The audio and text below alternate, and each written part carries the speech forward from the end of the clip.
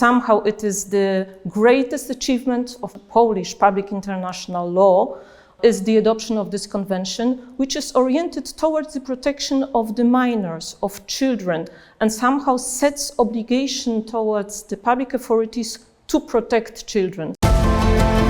This is Common Sense Generation. Common Sense Generation.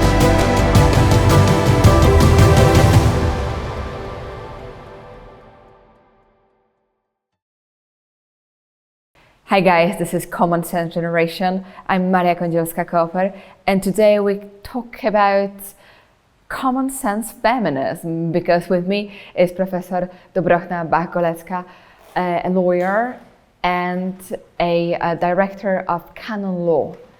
Two things, two paths of your career. You're a professor at the Faculty of Law and Administration at Warsaw University, and you were leading this very interesting faculty and seminar about feminism and law. Professor, thank you very much for coming. Yes, one addendum. I'm a director of the Center for Canon Law, and I also teach Introduction to Canon Law at the university. But I had led a course on feminism and law, which was directed towards the PhD students, both at the Faculty of Law, but also of Social Sciences faculties at the University of Warsaw, and also for Erasmus students. And the course had been proposed by me because of my interest in feminism and human rights in international law. My background is public international law, human rights, and European law. And I thought it is a topic that is worthwhile discussing with the students. So with this feminism, let's say it's very fashionable right now, but it seems like when it's discussed in politics, and especially in public media, very often we have the proposition that women actually should be stripped away from everything why they are women. So they should be men, but in just different bodies. So what is the different approach of the common sense feminism? Well, common sense feminism may be based upon certain assumptions. The one basic assumption is that there are only two sexes, female and male, which may be also a controversial statement, but one is free to choose such assumptions. And the issue of feminism, the idea of feminism, is of course very complicated and is widely debated in the contemporary public debate. But I find certain topics that are worthwhile discussing, in the sense that women's rights they seem to be uncontroversial, but somehow it is a very new topic, in the sense that women's rights are a novelty in the human rights agenda, in the sense that women got access to electoral rights, to education, to profession, sometime 100 years ago and even later on. So the issue of feminism is quite a new phenomena in the contemporary world, and we seem to forget about this. And when one looks into human rights treaties, which are also quite new in the sense that the Universal Declaration of Human Rights had been set up in 1948, just in the aftermath of the Second World War. So this is one may say, the turning point for the human rights, which are neutral in the sense that they are addressed both to females and males, irrespectively of their sex, with one condition, which sometimes is forget upon in the public debate. Do you know what is this exception? No idea, to be honest. The exception is maternity, in the sense that when one looks into human rights provisions, they are addressed both to women and men, irrespectively of their sex. So they are both entitled to education, to profession, to political rights. But the only difference is that women are entitled to special assistance and protection because of maternity. And somehow men are not entitled to such a protection because they are not engaged in giving birth in a direct manner, such a direct manner as women. And if one sees the conception of reproductive rights, they are addressed both to women and men. So there is not a difference. So this is one of the differences when one looks into the human rights provisions. Very interesting one. Important to notice, especially right now during this debate about sexes, which is going on. Is there something like a male or a female? Or it is blurred, or there are many forms in between. Looking at the perspective of Olympics in Paris, it becomes an important topic. But from your what you are saying about is those that in law, this taking into consideration women as human beings, as the same human beings as men, is a novelty, because 100 years is not that much time.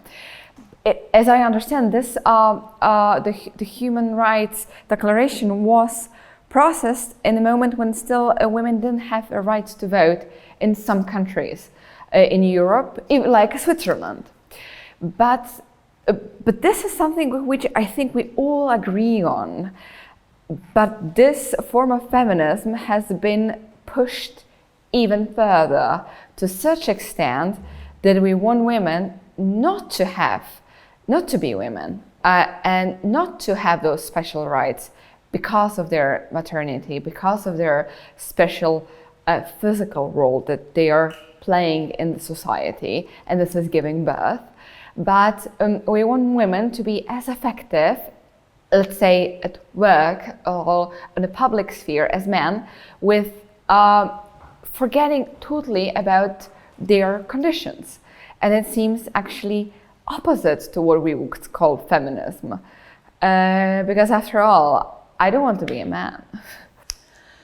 What I find very interesting within the feminist debate is that it is not completed in the sense that it is not enough to have equal rights stated in the Universal Declaration and even in the human rights treaties and even in the International Charter for Women's Rights, as the treaty concerning the prohibition of discrimination against women is being stated. But when one looks into women's rights, there is a lot to be done, in the sense that women's rights are not respected throughout the world. And somehow one may say that it is the European countries, the European Union, which is unique in its characteristics, that somehow are conducive to women's rights, both in the public sphere and in the private sphere. So somehow the issue of implementation of the rights that are written down is at stake. So this geographical bias is a very important phenomenon, and the implementation mechanisms in order to implement the women's rights. So let's name it. You mean, of course, African countries, Asian countries? I mean, even the United States of America, which are not conducive to maternity rights, in the sense that one may say underdevelopment of social entitlements for women, for pregnant women, in order to enjoy their birth, to enjoy their pregnancy, and be certain to have certain support and assistance as far as giving birth to children is concerned. So this is quite an underdevelopment in the United States. And also when one looks into the human rights provision concerning the protection of children's rights, unfortunately, the United States of America is the only country in the world that has not ratified the Declaration, the Convention concerning the rights of children. So this is the issue of this country. Wow, that I particular didn't know that. country. So, which means what they are not, it's in the Declaration for the Rights of Children. The convention, the declaration was of the 1970s. The declaration was of the 1970s. The convention is of the 1990s, which was issued, which was adopted by the General Assembly of the United Nations and the initiative of Poland. So somehow it is the greatest achievement of Polish public international law is the adoption of this convention, which is oriented towards the protection of the minors, of children, and somehow sets obligation towards the public authorities to protect children.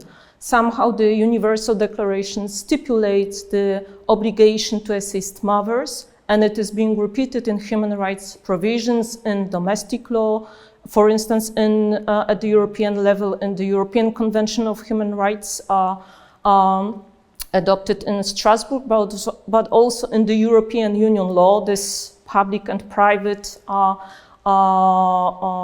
provisions concerning the work-life balance is at stake at this moment. But when one looks into the human rights provisions concerning the protection of women, it is not only the non-implementation of those provisions which is at stake, but also a very important and interesting phenomena is the division between the public sphere and the private sphere. So somehow the public sphere is the sphere that is connected to work, occupation, politics, power, economy, the regulations which are focused upon the activities outside home, outside family, while the family issues are developed within the concept of the private sphere. So the change that has happened this 100 years ago concerned the inclusion of women, the entrance of women to the public sphere, and the problems that were connected to this entrance of women were that the public sphere up till this moment was constructed in order to be adopted to males' needs, males' characteristics, in the sense, for instance, that male are more prone to conflict, to rivalization, to competition, whereas women are more, one may say, oriented towards a peaceful resolution of conflicts. In the anthropology language, the methods of conflict resolution, the male methods conflict of resolution is fight or flight.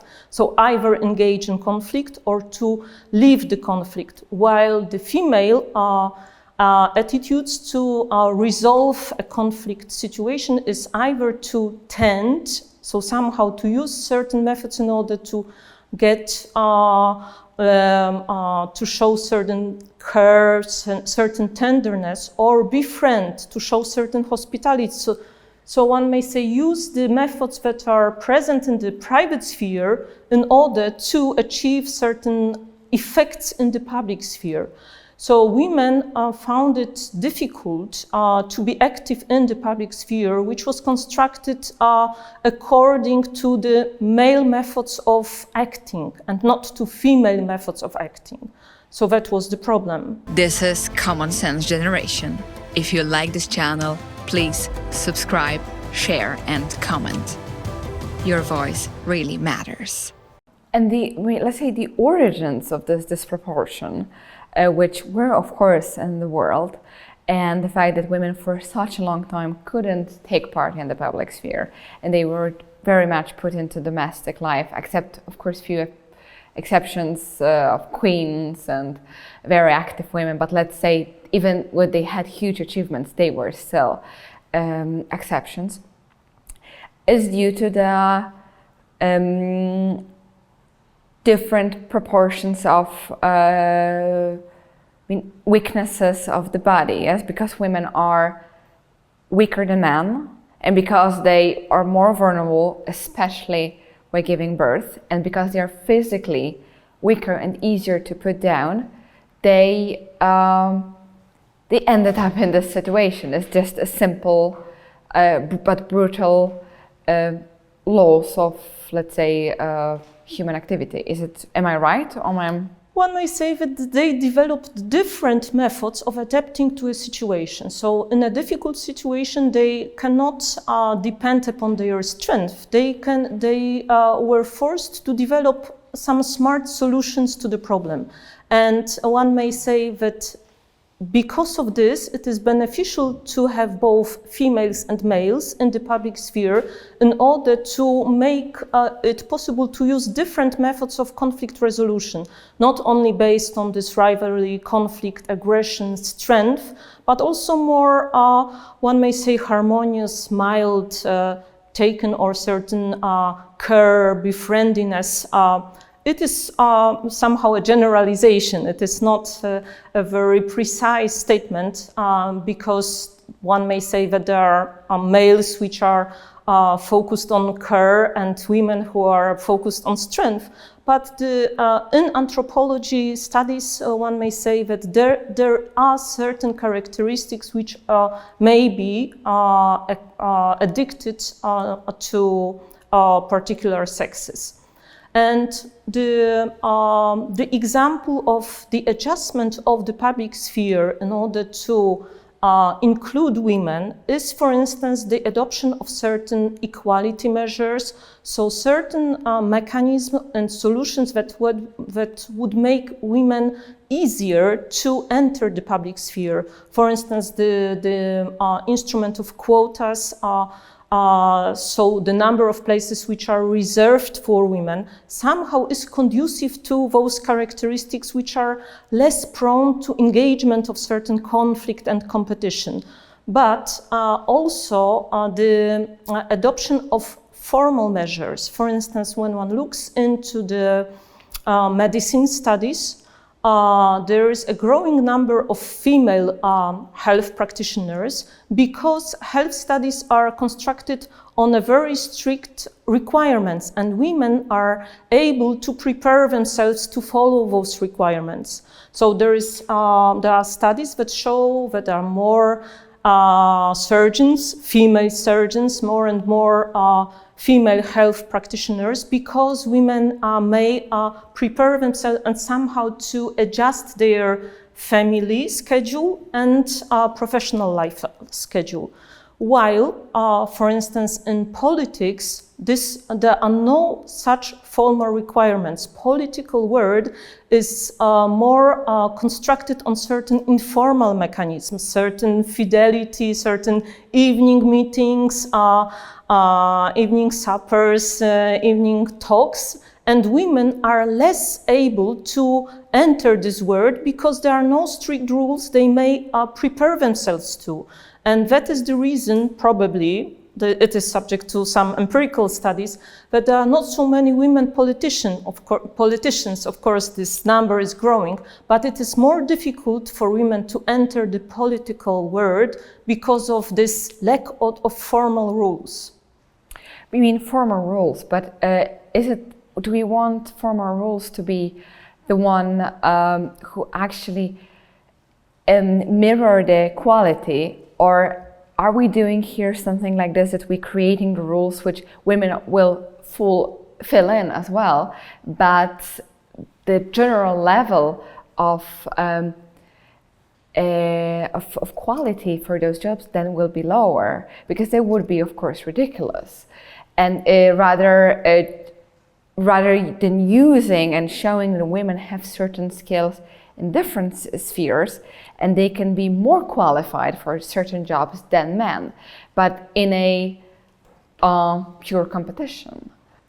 Well, what I would say about common sense feminism, that it is based on autonomy, that it is based on freedom, on self-fulfillment, empowerment, self-emancipation, that it is up to a female and a male to decide what to do in one's life.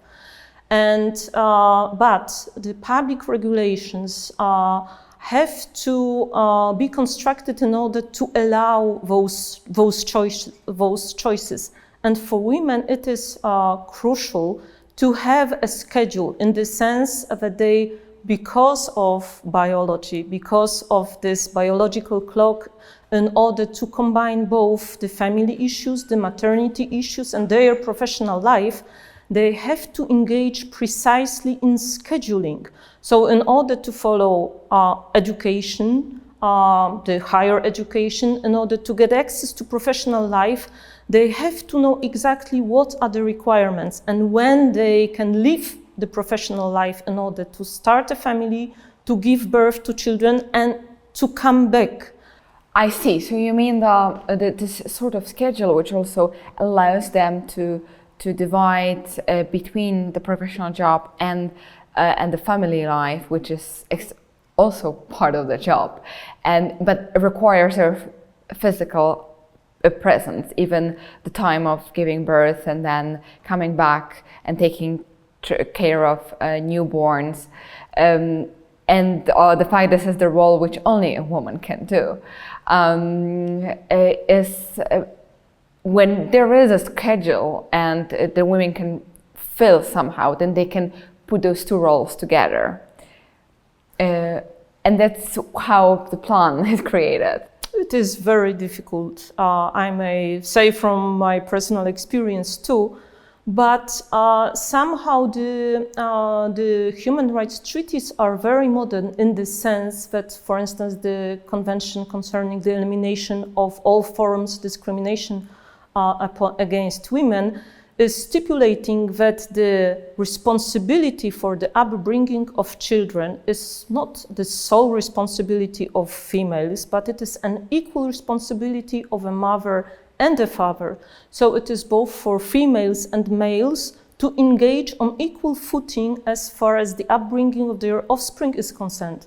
Moreover, the Code of Canon Law is so modern, equally so modern, because it stipulates that both female and male, a husband and a wife, has equal rights and equal responsibilities in marriage. So somehow this only difference as far as female is concerned is maternity, is the process of giving birth to children, direct process of giving birth, but then the responsibility is a shared responsibility. And somehow it is up to the couple to decide how they want to arrange their life, family life. Of course, this is the ideal version, because we know the implementation of those laws is extremely difficult. And even if we look at the statistic of how many men are avoiding for paying for their children and alienation, this is completely ridiculous. And even when all the studies right now, for example, during the war on Ukraine, show how much the weight is on women to take care of children, to take care of homes, that they have to somehow find themselves in the new countries, making money, taking care of children, very often because either men are fighting, or that they died, or they're imprisoned, or that they just simply disappeared. Then we know this weight is naturally much stronger on women, because they very often, just from a biological point of view, they are less eager to leave the offspring for themselves, more eager to take both and take part in the upbringing than men are. Even though in the face of law it is the same, but on the other hand, I checked the statistics before this interview, looking at how it is done in the most developed country than US, and how it looks where women are very much involved in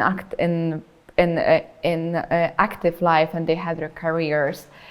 It shows that most of them spend after giving birth, they spend with their children only 3 months, and they come back to work. So very often their companies give them only 3 months leave, fully paid, and then they have to come back to work. 3 months is nothing.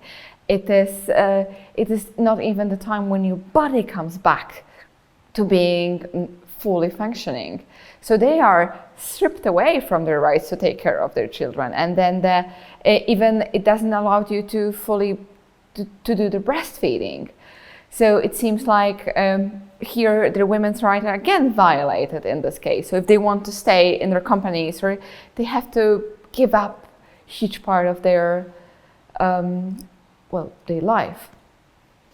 Yes, when one looks at the provision of the Universal Declaration of Human Rights, it stipulates that mothers are entitled to special care and assistance. And when the Human Rights Treaties adopted in 1960s, they precised that it is before birth and directly after birth that women are entitled to this special assistance and protection.